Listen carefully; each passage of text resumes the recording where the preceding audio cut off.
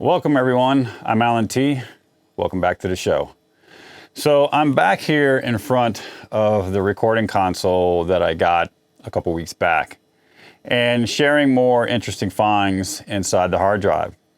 The recording system has a hard drive that records all the audio for whatever projects that people do. And when I bought it used, it came with a lot of the removable hard drive. So it came with a lot of projects in it that I've only been through one hard drive so far. And I did a video a week or so ago sharing one of the finds that I found in there. And it was the raw tracks for Queen's Bohemian Rhapsody. And so I did a video sharing that. If you haven't seen it, go check it out. It's on my page. But today I'm sharing one guitar track that I found, and it was just a solo acoustic guitar track, and that was it. It was the thing was labeled Tim's Guitar. That's what the project was called, so I'm assuming Tim is the artist. And Tim apparently was just playing a song that either he wrote or that he had heard of. I have no clue. However, I thought the song was very interesting, and I felt like kind of playing around with it. So that's what I did. And I added some vocals to it. So I'm gonna do a video sharing that process and actually really breaking down the whole process, like how I started, what I did, the effects that I added, and the vocals, and basically showing you how I built the whole song, starting with Tim's acoustic guitar track, his one guitar track, and then multiplying it. I got the tracks pulled up right here. I copied and pasted 2 additional tracks and did a bunch of panning. I added a bunch of effects, again added my vocals, added some effects to the vocals. So in this video I'm going to show you step by step how I mixed it.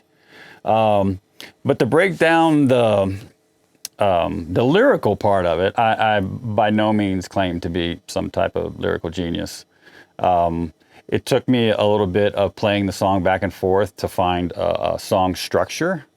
And so once I found the song structure, then I had to try and come up with some type of vocal melody or some type of place that I was going to put my vocals within the acoustic guitar song. So once I started to kind of formulate something, and it's basically just as simple as I just put a microphone right here while I'm playing and rewinding and playing and rewinding.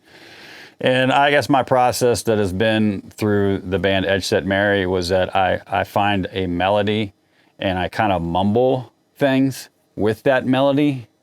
And then once I kind of figure out a melody and a structure of the mumbles, and I feel like, okay, the mumbles are starting to kind of make sense as far as the structure and the melody. Now the mumbles are just mumbles.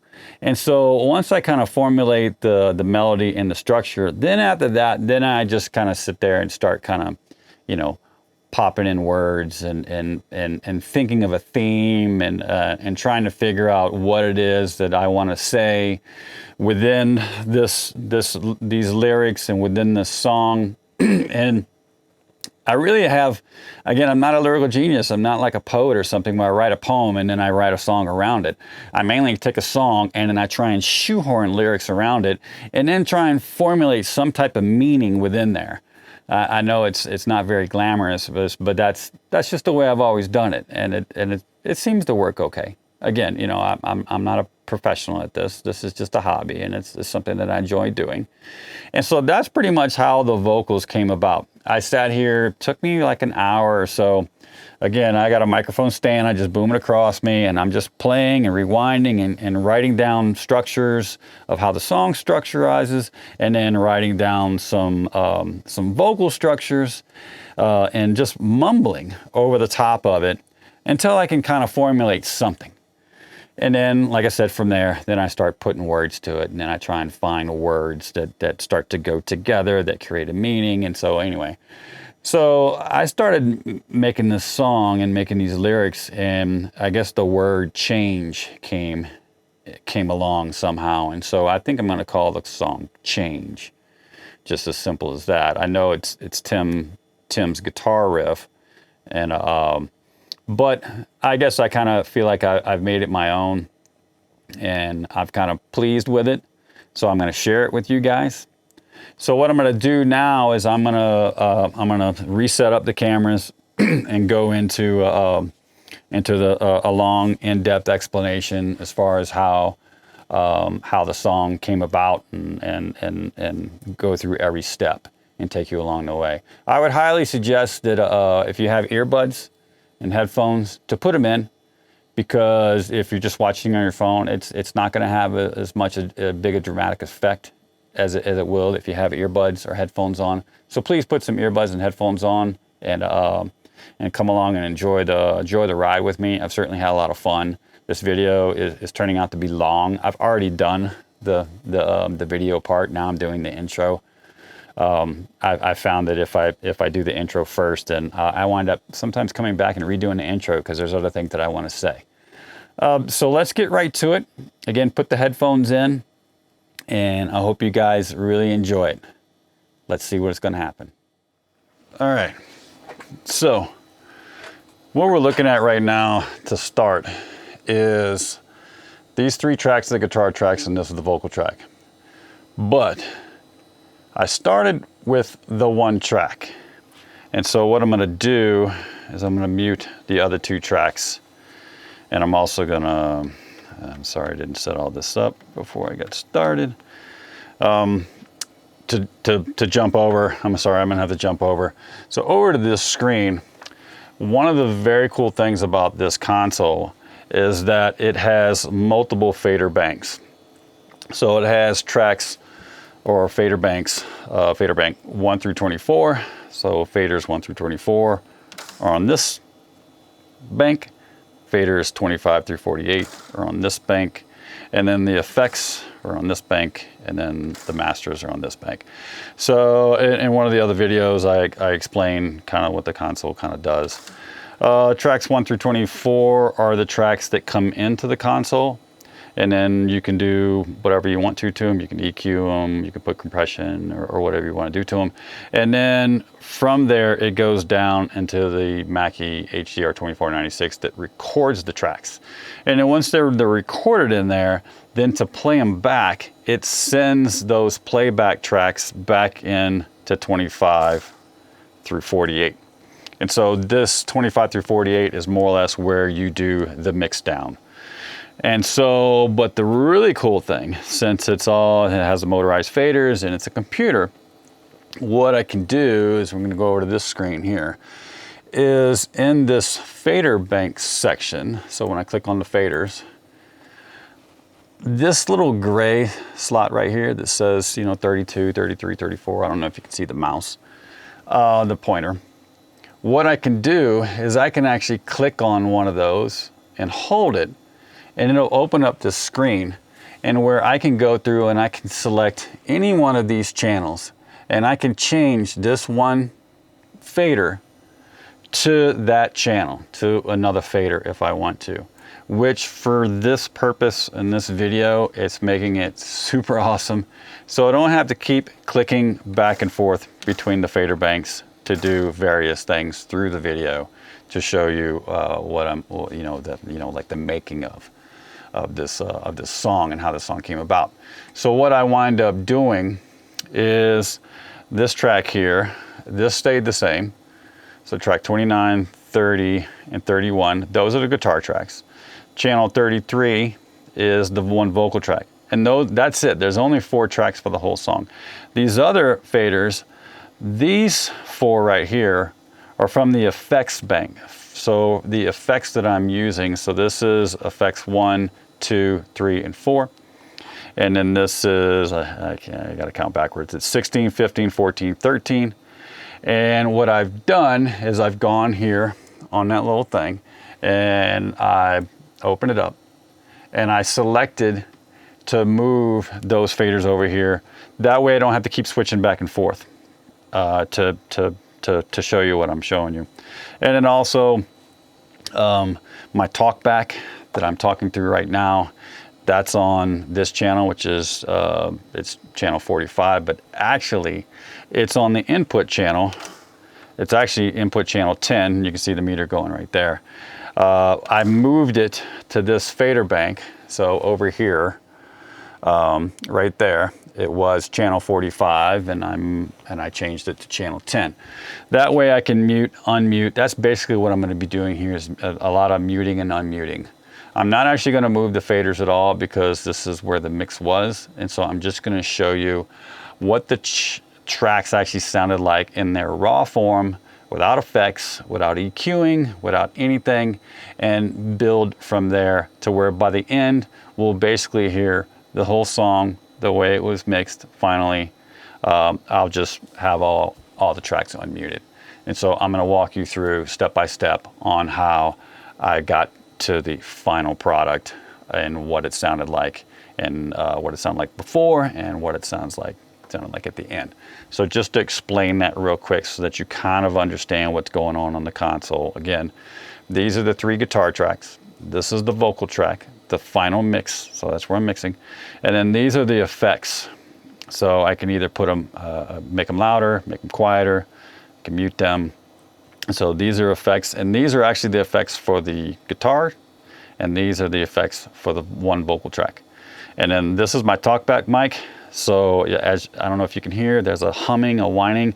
The HDR 2496 that's down here in this rack, and the CPU for this, the fans are a little loud, make a little bit of noise. So I'm going to mute it real quick so you can hear that it all goes away. So unfortunately, I don't have really any means to quiet that down. Most of the time, I'm not tracking any kind of vocals that are sensitive right next to this. But so that's for that. And then also over here in the far right, you can actually do what you call grouping. So you can see the 1, 1, 1, and you see the 2. So I grouped the guitars to group 1 and grouped the vocals to group 2.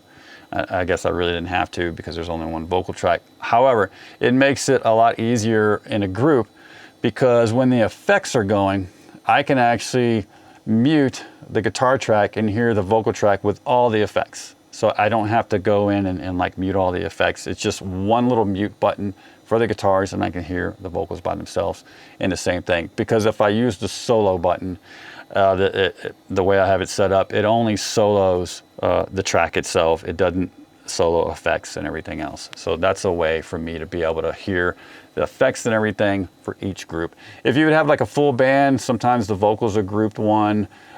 You may have the drums on one group, may have the bass on another group. Again, it just allows you a way to be able to mute different channels and hear the whole group with effects and everything. So that kind of wraps up this. Also, to explain this, this is a breakdown of every channel. So it shows you whether or not, like in this channel right here, shows you that the compressor is on, that's the little C. And then the G shows you that the gate's on. The EQ shows you that the EQ's on. And then it'll actually show you a little bitty blip of what the EQ is doing on each one. And then these are the auxes, so it shows you what auxiliaries I have going and where. And I don't know why I have something going on 2025. There's nothing, no tracks going there. But anyway, auxiliary 1 is up on that. However, so the next part of this screen that we're going to jump to is down here. You can click on these different little areas, and it's called the fat channel. And I'm assuming they're calling it the fat channel because there's a lot of stuff right here on this one screen, and it gives you everything you need to do for each channel or each track. It gives you the EQ, and this is a 4-band, like almost, it's not fully sweepable. They do have a 2020 EQ, which is super awesome. It's every one of the frequencies you can sweep from 20 hertz all the way to I guess it's 20,000 hertz or 2,000 hertz. So, but right now I've just got it on a basic 4-band. And what I will do here is, let's see, right now I've got the vocal track selected, but we will go right to the acoustic guitar track. And so this song only has acoustic guitar and only has vocals. That's it. One acoustic guitar and one vocal. However, I don't have this blown up, so this camera right here will hopefully, I did blow them up. So there's 3 guitar tracks and 1 vocal track. However, the one in the center is the one that I started with. So when I was fishing around in the hard drive of this recording unit, and I found this one recording of this guitar player that's just playing this song, I just was curious to hear what some of these songs sounded like, so I was pulling them up one at a time, and some of them were a couple that were really cool, and a couple that were just like, oh, they're cool, but you know, they don't appeal to me. But this one definitely appealed to me. I thought it sounded kind of cool, and so that's what we're going to concentrate on, and I'm going to show you how I built it up from there. So as you can see, there's 3 tracks, but only one of them was the original track. So what I'm going to do is I'm going to mute the one on top and the one on bottom, and I'm going to go ahead and play it. I'm going to leave my talkback mic on at this point, so that humming in the background, you're just going to hear it. And then as we move on, I will mute it so that you can get rid of all this noise. But for right now, so at the beginning of the track, the guitar player just kind of scratches a couple little things, and then he does one little round, and he scratches another little round, and then he goes into the song. So I don't know if he was just kind of getting his fingers warmed up or getting the tempo going. And then one thing I did notice is there's no click track on here, which is pretty impressive, because the guitar player actually, as far as I'm concerned, seems like he was on time through the whole thing. Didn't seem like he at any point in time drug it down a little bit or sped it up. So let's just play it, and you're going to hear the raw track. It's going to be low in volume, because again, I'm not adjusting the volumes right now, the fader volumes. I'm just leaving them as is, so that you can see as we build the song how it changes things and how it effectively increases the volume. So let me just go ahead and play it.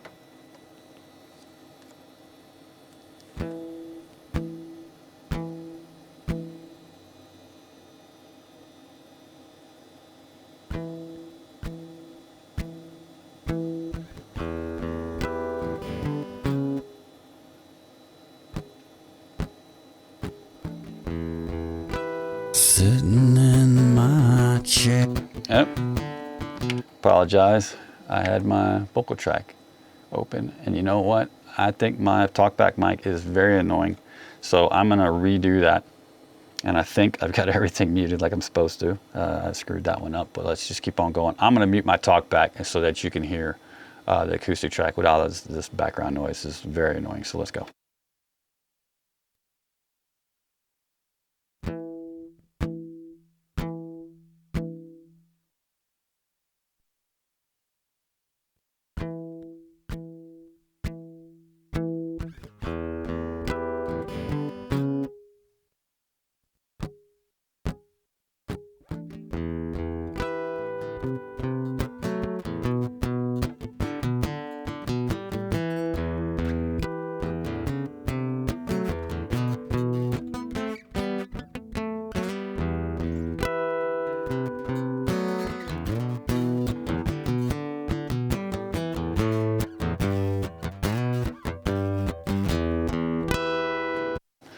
All right, so you can hear that, you know, the track is very raw. There's really not a lot going on as far as effects or anything like that. It's just pretty much straight up.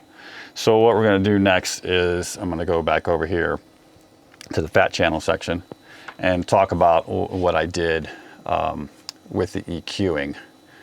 And at first, I really kind of played around. So this is the EQ, and so for those who kind of know, this is like the 31 band EQ. This is what it looks like, and this is the EQ spectrum and how I'm either cutting something or boosting something. And right now I'm cutting. I'm dropping down. I don't even know where it's at. Maybe 2K or maybe 1K, somewhere around there. I think it's like 1K. I'm cutting that down. And with these parameters, you can change how far, how tightly it changes, how wide it changes. I'm not gonna do too much because I don't wanna screw it up, because I played around with it a lot. I had it like really crazy at one time, and then I got frustrated with that, and I just flattened it out and started from ground zero. So this is the way I have the thing currently EQ'd, the one guitar track. Now to jump back over, you won't be able to see it very much, but to discuss what I did with the 3 tracks. So basically what I wind up doing was I wind up copying the original track, and I pasted one up top and one below. And the reason why I did that, so that on the console when it came back, that I knew I wanted to have one that was on the left, one that was on the right, and then the original one that was on the center. And so that's why I did it like that. And so what I wind up doing to make it sound a little fuller without adding effects is I went in, and this is a computer, so I can actually grab a hold of the track and I can move it fore and aft on the time signature. So on the left one, I actually drug it backwards a little bit. So it gave it a little bit of a delay. And then on the one on the right, I actually drug it forward just a little bit. So I guess technically, the one on the right is probably on time, and the center one and the one on the left are behind it. But I guess I look at it as the one in the center is dead on with the timing, and the one on the left is a little bit behind, and the one on the right is a little bit forward. Again, I'm not an engineer by trade. I'm not an engineer, I'm a ferro engineer. I learned on the fly. I do whatever appeals to my ear. I do have some knowledge, but I'm not by any means some skilled magician engineer here. So this is just the things that I wind up doing that I thought sounded cool. And I did notice at times that I almost felt like the one on the right, I moved a little bit too far forward, so it kind of starts to sound a little sloppy. But I left it like that. It's like, you know what, sometimes whatever I was feeling at the moment, I just like to leave it and just move on and just, kind of accept that that's what it is. I mean, I moved it back and moved it forward, and I was like, you know what, my initial gut reaction was to leave it right there. So at times it almost sounds a little sloppy because I moved it forward, but I'm gonna leave it, and we're gonna call it that. So that's what I did with the guitar tracks, as far as, taking the raw single track that the guy had. I'm assuming the guy, I don't know, it's a guitar player. And then copied one on the left, copied one on the right, drug the one on the right forward, drug the one on the left backwards. And then what I did, this bank of knobs right here is for each individual channel. But over here, you have some selector buttons that you can select what this knob actually does. And so right now we're on auxiliary 7, and that's one of the effects. And I can change it auxiliary 1, auxiliary 2, whatnot. But I can go down here and hit the pan button, and now it's the pan button. And so these 3 tracks, what I wind up doing is the one on the left, I pan left. The one on the right, I panned right. And the one on the center, I actually panned a little bit right of center. I don't know why, I felt like it sounded a little bit better than it being dead center. And so that's what I wind up doing with the pans. So what I'm gonna do is just concentrate on the guitars right now and show you what the original track sounded like. Obviously we just played it. I'll play it back kind of real quick. And then what I'm gonna do is I'm gonna unmute the right one and let you hear what it sounds like with just the right one and the center one.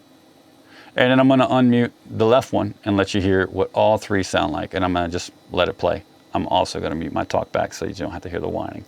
So let's go.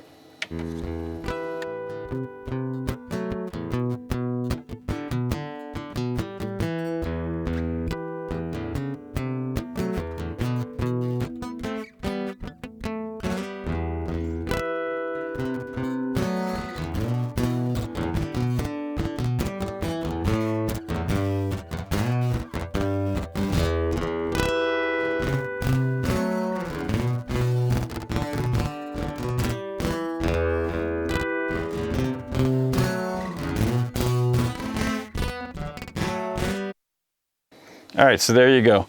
You've got all 3 of the tracks hot in your ears. And again, if you have headphones on, you'll really be able to hear the dramatic effect of the panning and the dragging of the track and the forwarding of the track. If you're just listening on your phone, it's probably not gonna sound, all that fantastic or all that unique. Okay, so from here, what I'm gonna do is I'm gonna go back to this fat channel, over here, and we're going to talk about some of the stuff that I got going on over there. So right now, the center track is selected, and you can see what the EQ is doing. Now down here is what's called the compressor. And again, I'm not a skilled engineer. I can show in layman's terms, or tell in layman's terms, what I think the compressor is. And the compressor does kind of what it talks about. It compresses. And so if you have the wave file, as you can see, the wave file on the track over there, it's got highs and lows. And so the compressor, you can set how much compression you want, how much you want to squeeze it down. And what that allows it to do is, if you have some unwanted spikes in the track, or you know, and then you want to kind of, you know, chop them down, then what it does is it chops them down. And in essence, as it's chopping the highs down, it's helping the lower parts get a little louder. That's the best way I can describe it, is that it compresses the audio wave, the noise, or whatever you're doing, whether you're playing guitar or your vocals or your drums, it compresses it down and helps kind of control a little bit. Now you can certainly over compress it to the point where you lose all the dynamics, where it's just this flat, you know, whereas like with drums, you don't want a lot of compression. You might compress some things, but you don't want a lot, because sometimes, you know, the drummer wants to play light and play soft, and then has that extra little snare, little pop. And so you got to know when you can use it and when not to use it. And so on these tracks, I am using compression.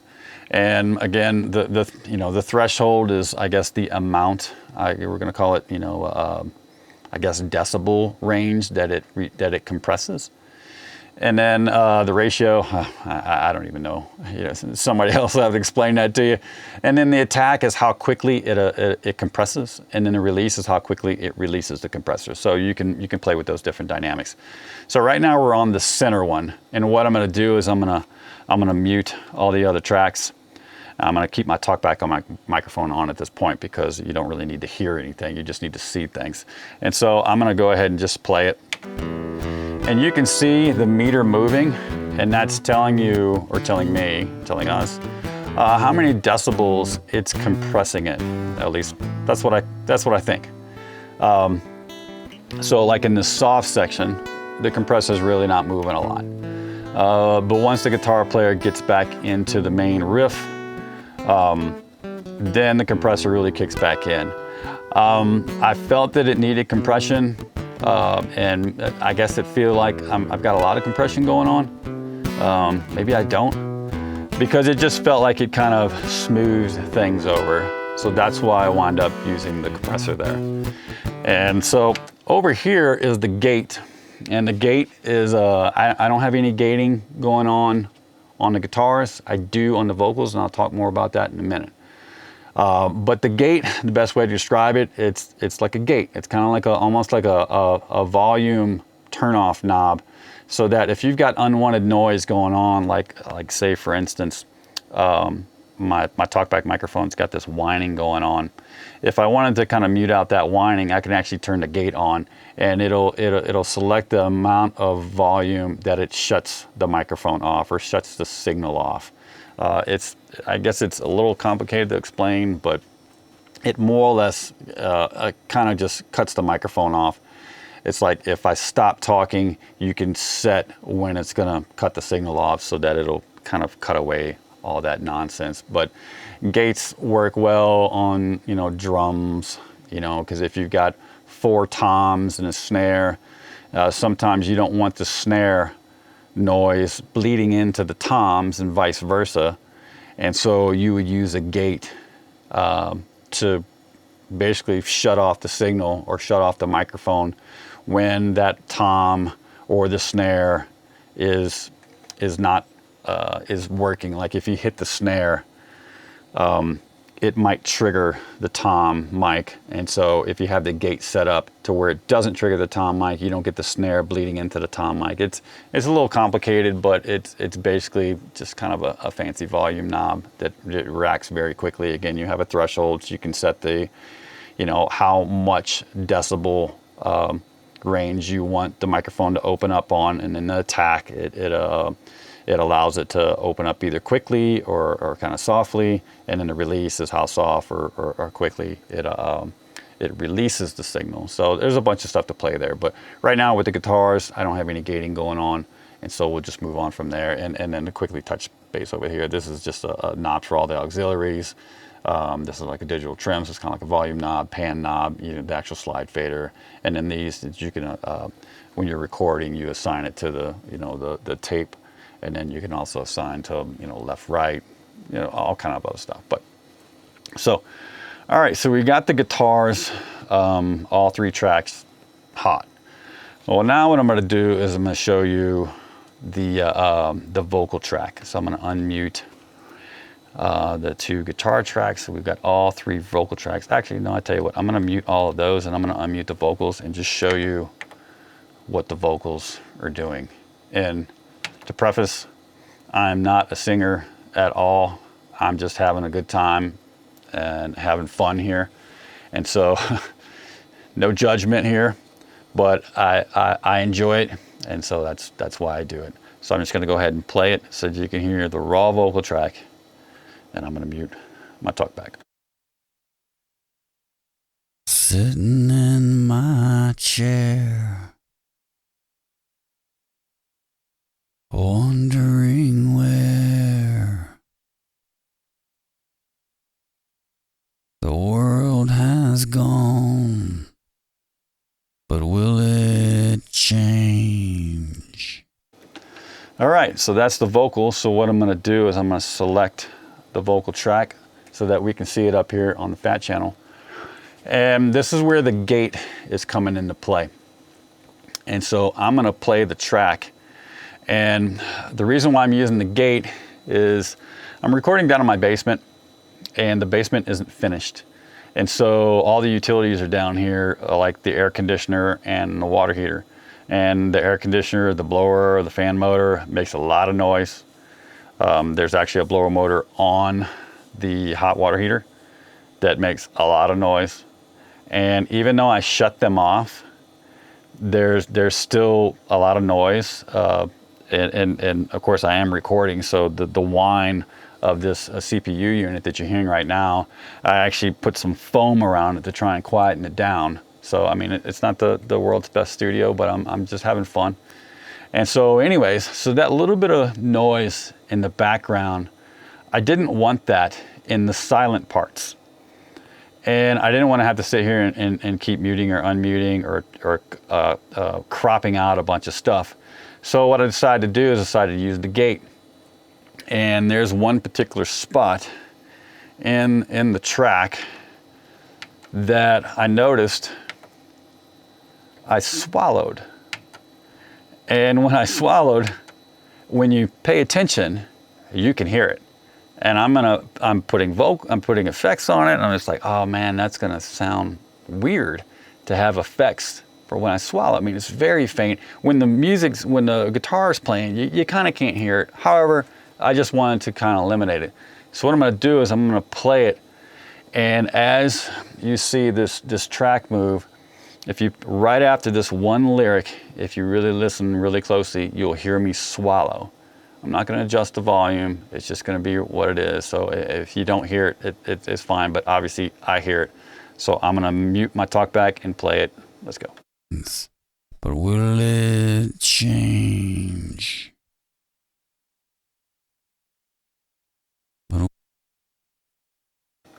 Okay. Well, I'm going to have to redo that because I forgot to turn the gate off so that you can hear that. So we'll come back over here to the Fat Channel. You see the gate is on. I'm going to turn it off. And I'm going to replay it. And so you can hear my swallow. But will it change? But will it change? All right, it was super faint. I'm sure I don't even need the gate, but I put it on there anyways.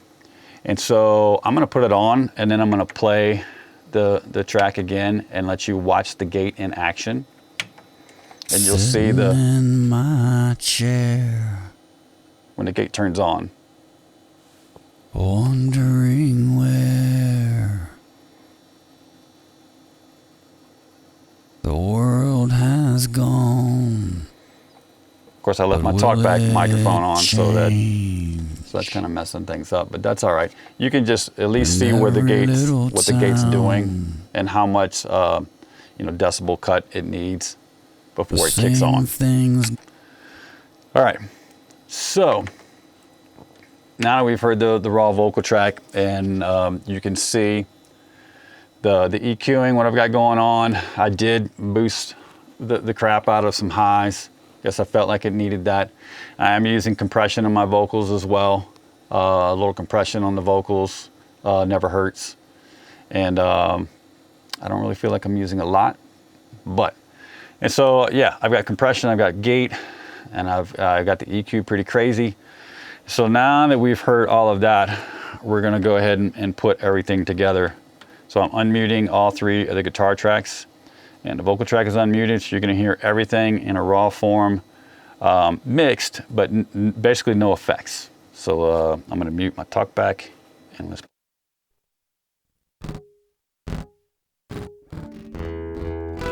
Sitting in my chair, wondering where the world has gone, but will it change? All right, so we're getting to somewhere here. So now what I'm gonna wind up doing is I'm gonna show you what the effects are doing. So I'm gonna mute my vocal track and I'm gonna play the guitars, and then what I'm gonna do is I'm gonna unmute the different effects. But before we do that, we're gonna go back over here to this screen, and I'm gonna get off the fat channel, and I'm gonna go over here in the bottom left, and it's gonna open up the effects that I have. So this effect and that effect is for the acoustic guitars. So I'm gonna go ahead and play the track again, and I'm gonna play it in the raw form, and then as it's playing, I'm gonna unmute the 3 and the 4 and let you hear what that effect sounds like. And then which the 1 and the 2 effect is the acoustic guitar, and it's a chorus, it's acoustic guitar chorus. And then the 3 and the 4 is a reverb. It's a large hall. Okay, so let's see. Maybe I'll do the 1 and the 2. I'll unmute that first. So I'll mute my talkback, and then I'll unmute the 1 and the 2 first, and then the 3 and the 4.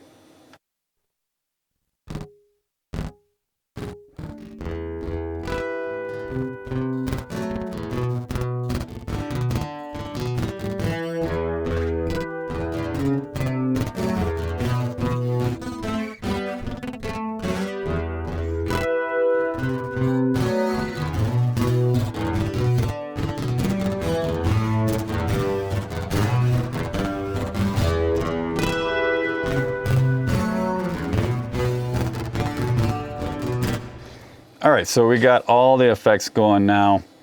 I think if I were to unmuted the hall one, the chorus one definitely had a large effect. When the hall one came in, it wasn't quite noticeable.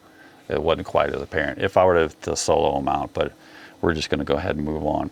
So now that we've got that going on, what I'm gonna do is I'm gonna mute the guitars and unmute the vocals, and we're just gonna concentrate on the vocals for right now. And what I'm gonna do is show you the vocal track raw, and then I'm gonna unmute the different effects I got going on. We're gonna come back over here to this screen, and down here at the bottom right, all the way over here, are the effects for the vocals. And so I have the same, I have a large hall effects going on. And then I have a delay, I have a ping pong delay, so that it kind of, it's pop, pop, pop, pop, pop, pop, pop, pop. And you can set all the different parameters. And it's gonna sound very over the top when you're just listening to the vocals.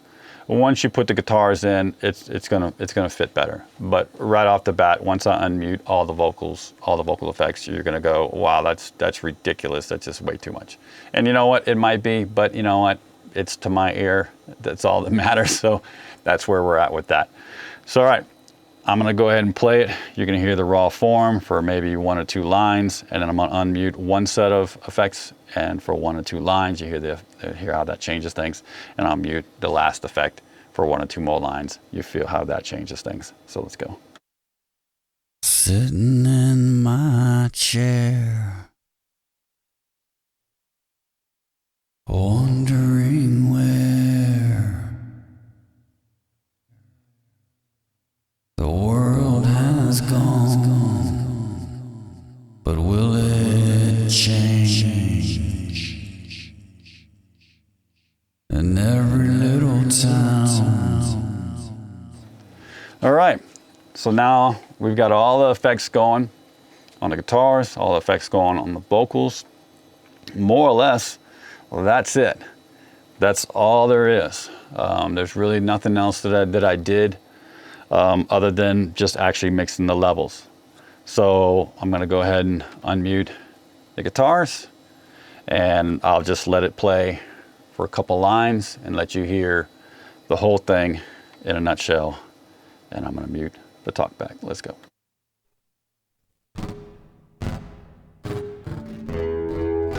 Sitting in my chair, wondering where the world has gone, but will it change? All right, well, that's it, guys. I will upload right after this. I'm gonna put together a video that I did of the song, and actually you'll hear the entire song. So man, I appreciate you guys hanging out, and this was a lot of fun. I hope you guys enjoyed it too. I hope it comes out okay. We shall see. But thank you guys. See y'all next time.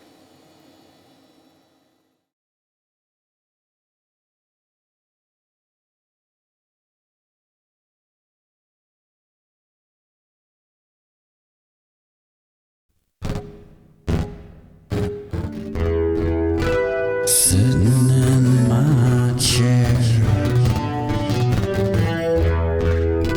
wondering where the world has gone, but will it change? In every little town, the same thing's going down. We've all lost our minds, but will it change? But will it change? But will it change? Sitting with my thoughts, how everything's gone wrong. We've all lost our minds, but will it change? But will it change?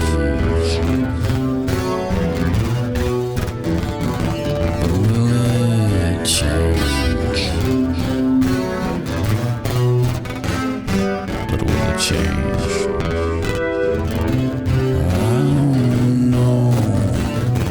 I don't know.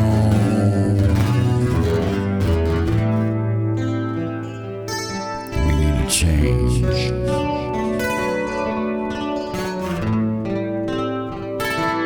We've got to change.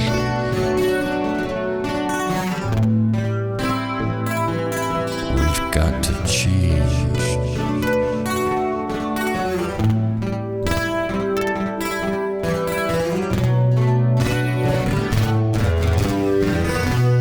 Stays the same.